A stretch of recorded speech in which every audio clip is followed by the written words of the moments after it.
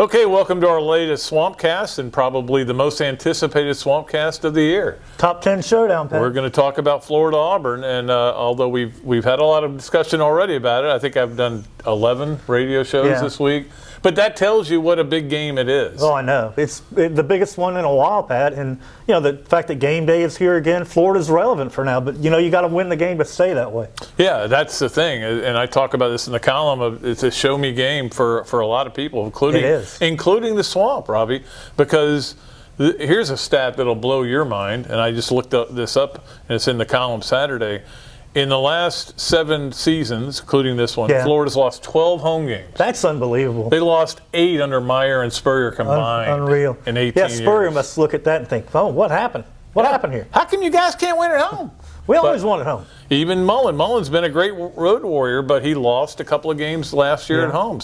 But, you know, Spurrier lost at home to Auburn, too, in '94. Auburn's kind of had Florida's number, even though they never play anymore. Yeah, but even in 2007 when Florida had that great offense. Right.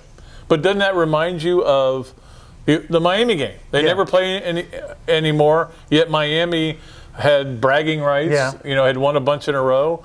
And Auburn's got Florida's number a little bit. You're right. But all of that is water under the bridge. We just have to see what happens in this game. And, I think the key for me, Robbie, is going to be, can Florida stop the run? We know Auburn can stop the run. Yeah, they do stop the run. Towson can stop the run. So if Florida can't stop the downhill running game, then Nix is going to have no pressure on him, and they're going to throw the ball all over the place. Exactly. So stop the run. And that's the thing. You want to put pressure on them. In a perfect world, you get a lead, so they have to get a little less conservative. But, I mean, Auburn's offense is exotic as it can be. It's very funky, different. But it's based on the running game. Yeah, it is. It's all on that. If they can run the ball, they win games. That's when they win. Exactly. And we'll see if how Kyle Trask holds up. We'll see. It's kind of funny, Robbie, you and I were talking about this team's been ready since Saturday night for this game.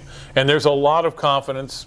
You could say it's whistling past the graveyard, but there is confidence there. They do seem very confident, Pat, that's for sure. But literally, as soon as I walked off the field, the president of the university stopped me and goes, "Are we ready for what's coming up?" I go, we'll find out. It's one of those games everybody has been pointing to for a while now. So I mean, it has been a buzz that just keeps growing and growing, and by Saturday it'll be very loud and very hot, and we'll see what happens. But, I mean, to me, it's a flip of the coin game. Here's the thing. There are 2 teams with 2 really good head coaches, 2 really good defensive coordinators, and a bunch of really good players. Anything can happen. Should be a great game. The thing to me, Pat, and I think Florida people are worried about the offensive line. Yep. They're facing a great defensive line, and they're going to have to coach around that. Like the Mississippi State game last year, they coached around that and won the game. It was a low-scoring game. But that's how they're going to have to win this one. It's going to be a low-scoring game where you coach around the weakness. They may have to win 13-6. Yeah. Just like they did there. That's their best chance of winning, I think. Well, and winning is the only thing that matters in this game. If it's 4-2, that's okay. Yeah. And this is the thing about it. The winner of this game and the loser of this game will be looked at so differently than they are right now. Yeah, the national perception for Florida now is, well, they're not that good. They're not a top 10 team. I mean, you hear that every day, every week. With the talking heads, they're talking about Florida. They're not that good. Tennessee is going to push them, blah, blah, blah. Win this game, that changes. Tennessee was going to push them. Towson had a great offense, and yet shut out 3 points. Yeah. That's lost the fact that they've given up 3 points last 9 quarters. Yeah, and since Felipe went out, they've given up 3 points. Yeah. That's an amazing stat right there.